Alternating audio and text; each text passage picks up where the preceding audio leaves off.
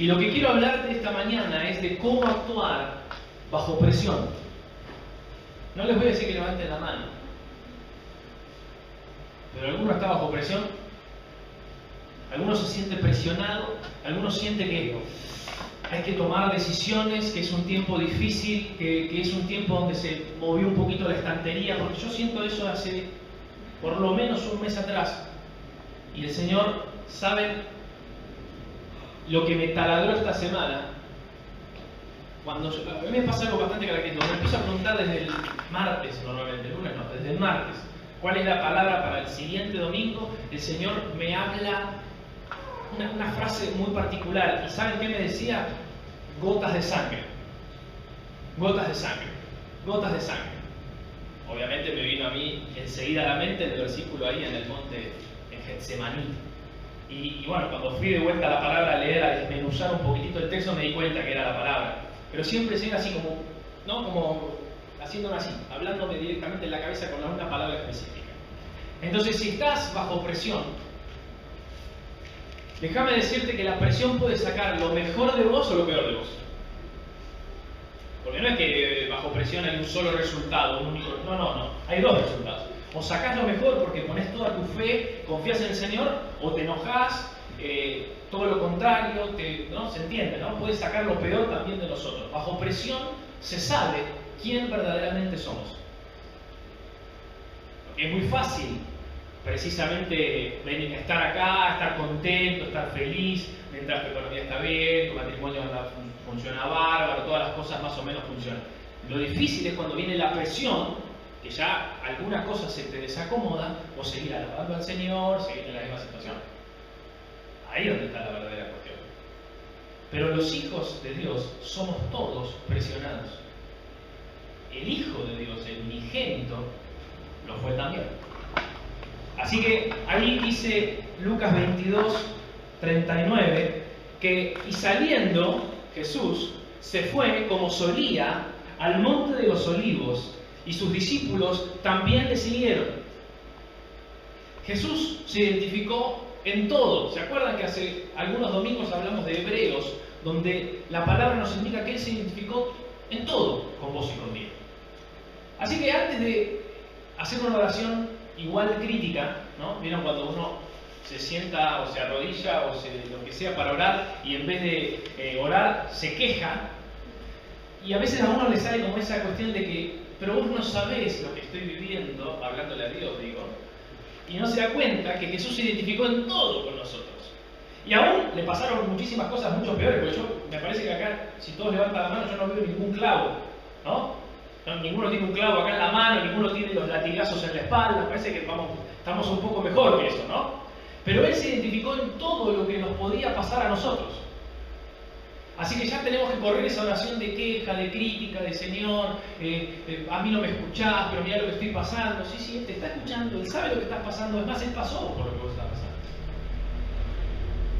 Entonces automáticamente lo que hacemos es silencio, cambiamos el rumbo de la oración y nos centramos en lo que tenemos que orar, que es lo que vamos a ver acá. Así que el Señor estaba a punto de entregarse para ir a la cruz. Imagínense este momento. Es el momento más duro de la vida de Él. Si bien tuvo rechazos de todo tipo, la pasó mal, en sus propias tierras lo ningunearon, que es lo que se usa ese nuevo verbo, lo ningunearon, y sin embargo este era el peor momento de su vida. Extraño que el peor momento de su vida era el momento culmine mejor de su ministerio, porque su obra mayor, la cruz, estaba viniendo y sin embargo venía en su peor momento personal. Me siguen lo que estoy queriendo decir, ¿no? Uno espera a veces llegar a lo que Dios quiere para el ministerio de uno, a lo que quiere, como feliz, contento, en el mejor. No necesariamente. Puede ser que llegues presionado de tal manera como el Señor en este momento, pasando un momento complicado. Porque pasarla complicado, déjenme decírselo, es parte de esto. Es así. Cuanto más el Señor te usa, más cosas se levantan también, más situaciones complicadas hay que atender, porque es la realidad. Hay que saber elegir. ¿El Señor qué dijo? Que este camino que nosotros seguimos, ¿qué es? ¿Ancho o es angosto? Es angosto. ¿Pasaron por un camino angosto alguna vez que no pasa bien? Vieron que uno termina con la... ¿no? Se compró la remera nueva y la ve y ya tiene es como que sale medio herido del camino angosto. Cuesta, o hay que torcer un poquitito el cuerpo, hay que hacer malabares para entrar por el camino angosto. Esa es la vida del Hijo de Dios, de cada Hijo de Dios. Un camino angosto. Y el Señor se le estaba angostando en este tiempo, le diría, más que nunca, su propio camino. Ahora, ¿dónde fue él? Al Monte de los Olivos. Y dice que, como solía. Como solía. Si ustedes empecé a repasar atrás cuántas veces las Escrituras nos muestran dónde iba él, y muchas veces cuenta que él se iba al Monte de los Olivos. Muchísimas veces. Y dice que Lucas 21:37, o sea, un poquitito más atrás, dice que él de día enseñaba en el templo y de noche, saliendo, se sentaba en el monte que se llama de los Olivos. O sea que él tenía esa manera. ¿Vieron cuando uno se acomoda en alguna cuestión donde a uno le resulta cómodo? Todos tenemos eso, ¿no? A mí el que me sigue, si a mí me siguiera un detective, fácilmente me saca la ficha. Sabe que algunas mañanas estoy en Starbucks sentado, tomando un café, ya es fácil de ubicar. En otras mañanas desayuno en Quilmes, porque hago más o menos lo mismo. Bueno, el Señor parece que de día andaba en el templo y a la noche, ¿dónde anda el Señor? Está en el Monte de los Olivos. Era su lugar. ¿Por qué? Porque dice como él solía hacer. Entonces, lo primero que quiero decirte en esta mañana es que no abandones la intimidad con Dios en los momentos de presión. Porque cuando él se iba al Monte de los Olivos, no se iba a sacar, ¿no? a cegar, como hablábamos recién. ¿Saben qué iba a hacer él? Iba a estar en comunión con el Padre. Era el lugar donde él se podía apartar de la gente, del bullicio. Se imaginan que lo seguían multitudes. Y de pronto él se iba solo, y en el Monte de los Olivos era donde él podía tener la claridad de decir: papá, necesito este tiempo pasarlo con vos. Bajo presión, lo primero que te digo es: no abandones la intimidad con Dios. ¿Y por qué te lo digo? Así que obvio. No, porque es lo primero que te va a tentar hacer. Lo primero que te sentís tentado a hacer bajo presión es justamente a lo contrario. Me parece mentira, ¿no? Porque es el momento que más oración necesitamos y es el momento en el que menos oramos. Porque nuestra mente está confundida.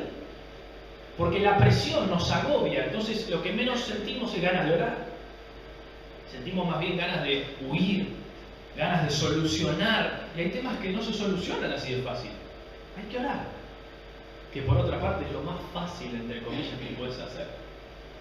Si nosotros descubriéramos, así como leía recién Chris, el poder secreto, oculto para el mundo que hay en el ayuno y en la oración, las puertas que se abren en el ayuno y la oración, por eso hicimos la primera jornada de oración. Y por eso enseguida yo vine, desde que ellas llegaron y antes de que planteen sus propios motivos, yo dije: yo tengo un par de motivos como iglesia que lo necesitan saber, porque no es lo mismo que ore yo a que haya un grupo reunido ayunando y orando en este lugar. Y si yo quiero que algo se destrabe, algo que no está funcionando, lo primero que hago es a este grupo venir y decirle: necesito que oren por esto. Por eso te digo que es importantísimo que en tu vida mantengas la oración en los momentos de mayor presión. Tu mente va a buscar una escapatoria. Tu mente te va a decir de que no, hay otras cosas mejores para hacer. Pero déjame decirte en esta mañana que la oración es el mejor camino en los momentos de presión. Cuando yo no tenía trabajo, como recién hablábamos con Luli recién, era el momento en el que más oraba. Tenía la opción, ¿saben de qué? De enojarme, de alejarme, entre comillas, de Dios. ¿Tenía la opción? Sí. Pero lo que elegí hacer es estar más en comunión con mi papá. ¿Te animas? Bajo presión, a redoblar tu oración, a pasar el doble de tiempo con el Señor.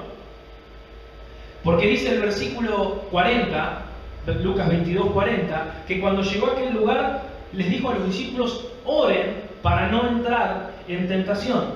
Ahora, cometemos el error nosotros de creer que Jesús decía esto livianamente. ¿Ustedes se imaginan a Jesús en ese momento? Yo siempre los invito, como mi profesor del seminario, a ponerle todo a la palabra, ¿no? A volcar todo. ¿Cómo se lo imaginan a Jesús en este momento? ¿Se lo imaginan? Muchachos, oren para no entrar en tentación. Chau, ahora vengo. ¿Se imaginan eso? O se imaginan un Jesús inquieto. Yo tengo esa imagen. ¿No? Como sufriendo, agarrándose, pensando, mirando arriba, ¿no? Yo me imagino eso, ese nerviosismo, lo veo ansioso. Es más, veo un Jesús raro. Porque siempre lo vemos calmado, salvo en alguna ocasión. Y acá lo vemos como frenético, porque, bueno, saben cómo siguen estos versículos y realmente se va a ver de esa manera. Así que sacate un poco la idea esa de que bajo la presión estamos orando así y todo pasa alrededor y todo fluye. No, no es verdad. Estamos pero en la oración encontramos la quietud. Entonces, en esta imagen de Jesús, ¿qué te dije al comienzo? Que Él se identificó en todo. Así que cuando vos caminás de lado a lado, ¿no? En la cocina de tu casa, porque esto no lo puedo solucionar, Jesús caminó así, pero no en la cocina, en el monte de los olivos. Andaba de la misma manera, identificándose con tu propia vida, con lo que a vos te pasa, con la presión que vos sentís. Porque Él sufrió todas las mismas cosas que sufrimos nosotros. Y encima venía su parte más difícil, que era la cruz del Calvario. Y lo segundo que quiero decirte, además de que veas a este Jesús así frenético, es que en los momentos de presión, y acá prestame atención, mírenme a los ojos, no te alejes de las personas de fe. Jesús podría haber elegido este tiempo de quedarse solo. ¿Vieron que uno, qué hace? Como, déjame solo, no me hables, necesito mi tiempo. Cuidado, está bien un tiempo, no digo que... Pero cuando te empezás a alejar de las personas de la fe, viene lo peor de tu vida. Y aún el Señor eligió pasar sus últimos momentos con sus discípulos. Los tenía ahí cerca. A mí esto me encanta. Porque aquel que podía orar al Padre y, como sabemos, que haga descender ángeles, que pasen un montón de situaciones, igualmente decidió quedarse con ellos. ¿Por qué te digo esto? Porque el versículo que viene, mire lo que dice, el versículo 42. Y Él se apartó de ellos a distancia como de un tiro de piedra. Hacia por ahí. Dijo, muchachos, ahí sí, dijo, ahora ven. Y estaba allá. Y oraba, porque dice, y puesto de rodillas, oró, diciendo, Padre, si quieres, pasa de mí esta copa, pero no se haga mi voluntad, sino la tuya. ¿Cómo se imagina esta oración? ¿Así? Bueno, tengo una idea, pa. Te propongo una cosa. ¿Así? O Padre, no. ¿Se imaginan el nivel de ansiedad? Saber que te van a reventar la espalda a latigazos. Saber que te van a clavar unos clavos así, que te van a pasar de lado a lado. ¿Se imaginan? El nivel de nerviosismo y de ansiedad que puedes tener en ese momento. Pero Él se alejó un cachito de sus discípulos. ¿Por qué? Y déjame decirte esto que a veces se nos pasa. ¿Quién escuchó esta oración? ¿Cómo sabemos que Jesús oró eso? Si Jesús no se hubiera alejado, más, los discípulos llegaron hasta escuchar lo que Jesús oraba, porque Él se alejó, pero un tiro de piedra. Ahí estaba. A veces nosotros nos olvidamos de esas dimensiones. Y los discípulos, imagínense nosotros como sus discípulos, que el Señor está en ese nivel donde no sabes qué decirle, porque ¿qué le digo? ¿No? ¿Vieron cuando una persona está nerviosa de qué le digo? A veces uno le embarga, ¿no? Bueno, ya va a pasar, todavía me falta lo peor. No sabemos qué decir. Bueno, yo ya sé lo que estás viviendo. ¿Se acuerdan de una vez que me dijeron que no diga eso? Y el Señor se alejó y los discípulos pudieron escuchar. Estaba ahí de rodillas. Estaba orando. Padre, si podés pasar esto de mí. Me está costando. Me cuesta. Soy tu hijo, pero me cuesta. ¿Te cuesta a vos? Nos cuesta, ¿no? Pero ¿saben lo importante de esto? Lo mejor que te puede pasar cuando algo te cuesta es caerte de rodillas. ¿Vieron que caer no es bueno? Bueno, sí. Ahora sí. Caer de rodillas es lo mejor que te puede pasar, porque la señal de caer de rodillas es una señal de rendición. Significa eso. Cuando yo caigo de rodillas delante de Dios, ya no estoy orando desde la misma posición, yo estoy orando en una posición más abajo. Le estoy diciendo a Dios, Señor, sacame de esto porque no puedo más. me siento presionado. A veces hacemos lo contrario. En vez de caer de rodillas, nos paramos más alto, como si nos pusiéramos a pelear con el Señor. Como si pudiéramos obtener algo discutiendo con Él. Enseñándole lo que estamos viviendo. Mostrándole el calvario de nuestra vida. Y el Señor lo único que está esperando es todo lo contrario, que vos dejes caer tu cuerpo. Levantes tus manos y de rodillas digas: Señor, hacé lo que quieras. Y la oración esta es la oración más perfecta del mundo, que dice: Padre, si quieres, pasa de mí esta copa, pero no se haga mi voluntad, sino la tuya. Es fácil orar así desde acá, en nuestra situación, pero es difícil orar así bajo presión. Bajo presión, nuestra tendencia es decirle al Señor lo que debe hacer. Señor, hace esto y esto. Y acá el Señor dice: yo necesitaría humanamente salir de esta situación, pero igualmente tu voluntad tiene que estar por encima. Así que no se haga mi voluntad, dice Jesús, sino la tuya. ¿Te das cuenta el progreso de la oración, no? ¿Te das cuenta cómo la oración es lo que moldea realmente tu carácter? Porque cuando sos rebelde, cuando estás manifestando rebeldía en tu corazón, en tu vida, en tu lenguaje, en tu manera de opinar, ¿sabes qué nos está sucediendo? Te falta oración. Te falta oración. Te falta intimidad con el Señor. Porque en intimidad con el Señor salís renovado de tal manera como el Señor aún... Había noches donde el Señor no dormía demasiado, ¿saben, no? Porque dice que se quedaba toda la noche orando. Sin embargo, había algo tan impresionante en la oración que tenía hacia el Padre que salía fortalecido para el resto del día. Por eso muchos aconsejan, y por eso el salmista decía: temprano yo te buscaré, de madrugada. ¿Por qué? Porque no hay mejor manera de encarar un día que pasando un tiempo primero con la presencia del Señor, estando con Él. La misma manera es la que el Señor nos dice acá. ¿Y qué dice después? El versículo 43 dice: se le apareció un ángel para fortalecerle. Ahora, vuelvan a imaginarse esta foto. Estamos acá nosotros, ¿no? Mirando la cuestión, vemos a Jesús de rodillas. ¿Cómo habrá sido esa imagen? A mí me conmueve. ¿Cómo habrá sido? ¿Cómo habrán visto los discípulos al ángel que vino a fortalecerlo? Esa es la palabra. ¿Cómo habrá sido? ¿Cómo te lo imaginas? Lo tenés ahí de rodillas, el Señor Padre, no sé, quizás estaba con las manos arriba, quizás estaba con el rostro en la tierra, no sé cómo estaba. Pero lo que sí sabemos es que apareció un ángel y vino sustentado.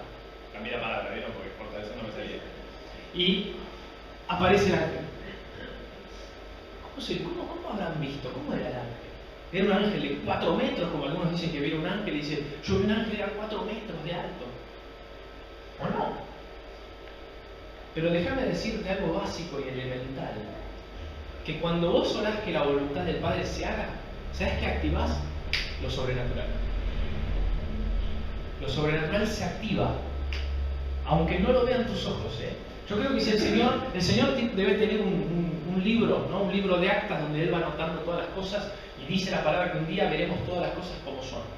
Yo creo que cuando el Señor saque de cada uno de nosotros ese libro de actas donde fue anotando todo, te vas a dar cuenta que aquella vez que oraste tal cosa y cuando ibas manejando sucedió esta, o cuando ibas en el tren te bajaste justo, un montón de cuestiones las vas a tener anotadas y habrán sido ángeles que vinieron a sustentar tu vida. ¿Qué te parece eso?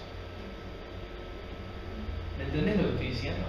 A veces pasamos por alto que el Señor, cuando nosotros oramos, interviene de maneras sobrenaturales en nuestro diario caminar, pero como no tenemos al final del día un recuento de las cosas que Dios hizo, las vivimos como si, bueno, ¿dónde estás, Señor?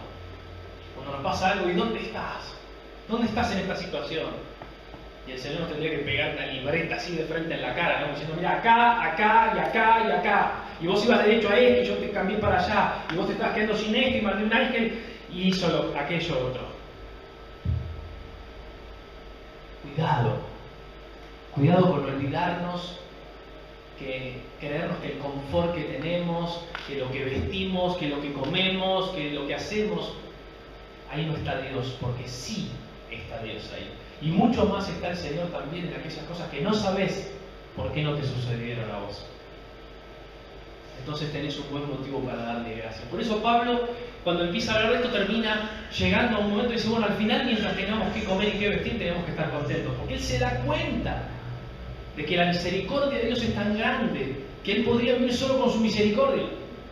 Pero encima, porque Pablo es quien más habla de prosperidad, se da cuenta que encima Dios quiere darnos mucho más. Y dice, esto es tremendo. Si yo ya comiendo y con ropa ya estaría bien, estaría contento, pero sin embargo Dios me quiere dar más. Aceptemos con brazos abiertos lo que Dios tiene para darnos, pero sin descuidar las cosas que día a día tenemos. Como yo les conté el domingo pasado, mi esposa ¿se acuerdan que les dije la que pone el punto sobre la I? Y que cuando yo estoy orando a la noche y le toca orar a ella empieza a agradecer por las pequeñas cosas, pequeñas. Y le da gracias al Señor por la cama que tenemos, que la tenemos hace 6 años y está un poco hundida. Pero le da gracias, y yo digo, bien por orar por eso, digo, bien, me hiciste acordar que no puedo estar con la mente como que quiero cosas grandes todo el tiempo y olvidarme de lo pequeño que tengo, porque soy un privilegiado en las manos del Señor por lo que tengo. Así que cuando hoy llegues a tu casa, mira a tu familia, ¿viste? Creo que a veces no nos miramos mucho a los ojos en la casa, ¿no? Porque ya es lo común, ya saben, ¿no? Yo ya sé, los ojos de mi esposa los conozco y ustedes conocen los de su familia. Bueno, pero no, mírense a los ojos y agradecele al Señor por la persona que tenés en tu casa. Agradecele, entra a tu casa y volver a mirar. Creo que ya uno no mira a su casa, porque ya la conoce. Pero mírense, tengo un techo, mira, tengo esto. Toco la tecla y prendo la luz. No des por sentado lo que tenés. Amalo. Valora cada cosa que tenés, como el Señor nos enseña. Por eso la palabra del Señor dice, den gracias en todo. No queda nada que se escape a dar gracias. Y mirá lo que dice acá, el versículo 44 dice, y estando en agonía, o sea, gritando, vaya a saber qué estaba haciendo Jesús, oraba. ¿Cómo oraba en agonía? Más intensamente. No se enojó. No dijo, Señor, porque yo creo que ahí ya se daba cuenta que la copa no iba a pasar. Se da cuenta, ¿no? Él dijo, Padre, si quieres páseme esta copa, no va a querer.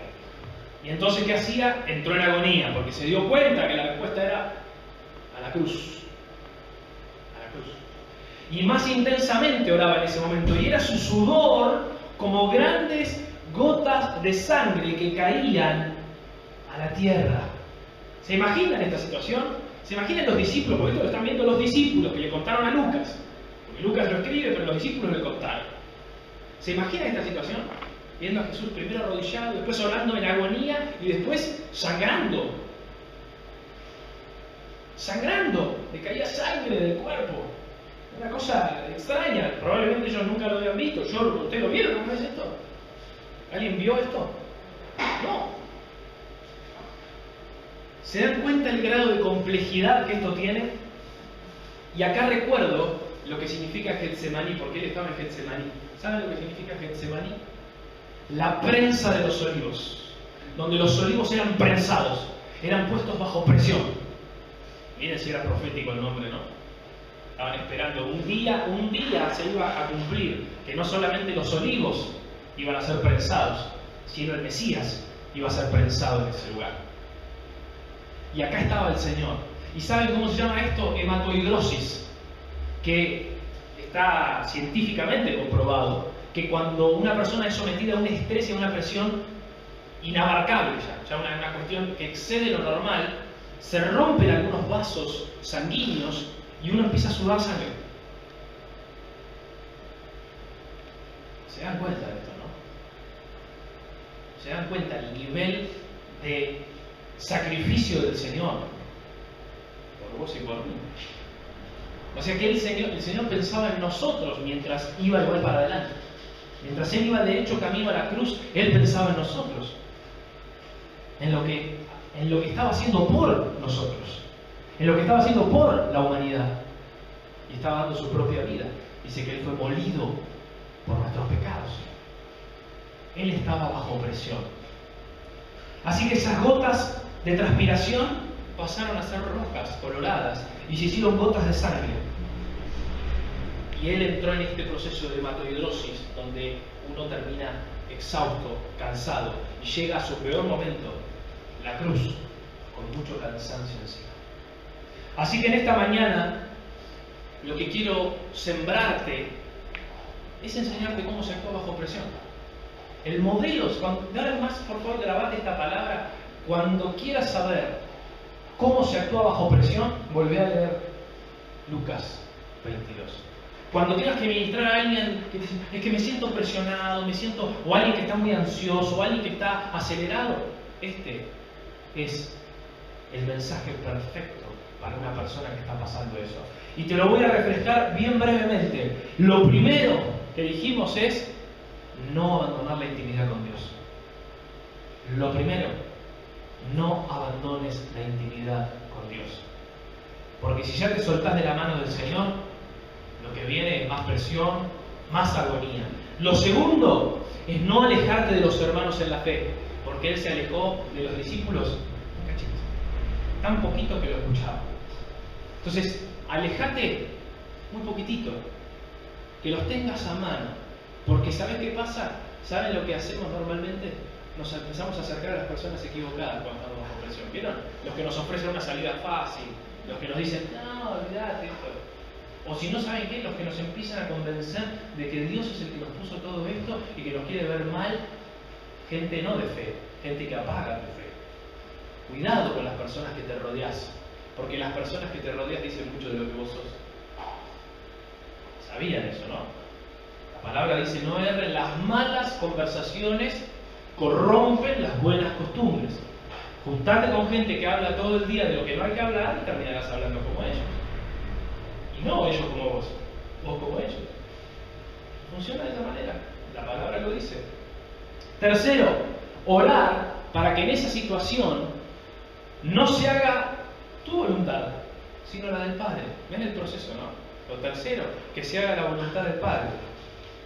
Y por último, lo mejor que te puede pasar en ese momento es caerte de rodillas. Que el momento de presión te encuentre a vos de rodillas ante el Señor. De rodillas. Diciéndole, Señor, necesito que vos me hables porque confío en vos y en nadie más que vos. Y a veces queremos ir a lo seguro, queremos solucionarlo por nuestros medios, pero te puedo asegurar que lo mejor que te puede pasar es vencer una situación de rodillas.